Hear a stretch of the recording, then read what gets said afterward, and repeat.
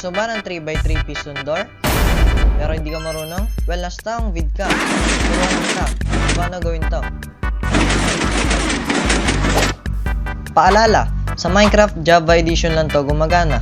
Ito ang mga kailangang gamit. Una, 22 pieces ng any blocks na gusto mo.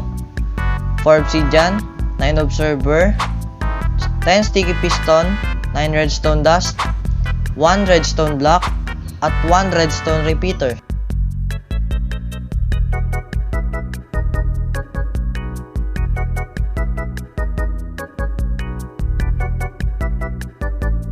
Yan.